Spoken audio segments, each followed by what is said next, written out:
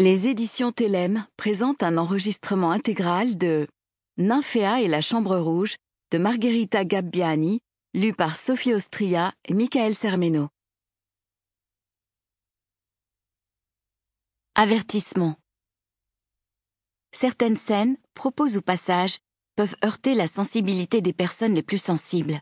Contenu pour adultes et scènes classées plus de 18 ans. Chapitre 1. Roxane. Bonjour Roxane, nous avons le regret de vous informer que malgré la qualité de votre profil, il ne correspond pas à nos attentes. Je soupire de frustration devant mon écran d'ordinateur.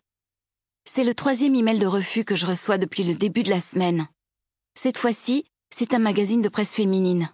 Si je n'étais pas du genre tenace, je commencerais à désespérer. Cela fait plus d'1 an que j'ai terminé mon cursus dans mon école de journalisme et que je me suis lancée, mon diplôme en poche, dans ce qu'on appelle le monde professionnel. La belle affaire.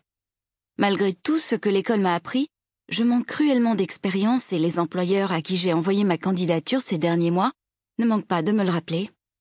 D'aussi loin que je me souvienne, j'ai toujours eu envie d'aventure. De vivre de nouvelles choses, de découvrir de nouvelles personnes, de nouveaux lieux.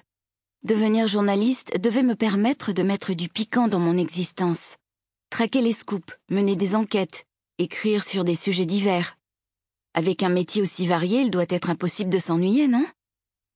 C'est peut-être parce que j'ai grandi dans une petite ville située dans la partie wallonne de la Belgique, où il ne se passait pas grand-chose. Toujours est-il que, dès que j'ai eu 18 ans, j'ai réuni mes maigres économies pour aller poser mes valises à Bruxelles. Mes parents, tous 2 agriculteurs, ne s'y sont pas opposés. Au contraire, ils m'encouragent et me soutiennent du mieux qu'ils le peuvent en m'envoyant un peu d'argent tous les mois. Mais ce n'est pas assez. La vie à la capitale coûte cher et vu l'état de mes finances, il faut absolument que je trouve un travail. L'année dernière, je vivais avec mon mec et ça me permettait au moins de diviser mon loyer par 2. Mais ce connard de Thibaut a rompu du jour au lendemain sans explication et j'ai dû déménager dans cet appartement mal isolé qui ne compte qu'une seule pièce. J'ai tenu bon jusque-là, mais hier, j'ai craqué.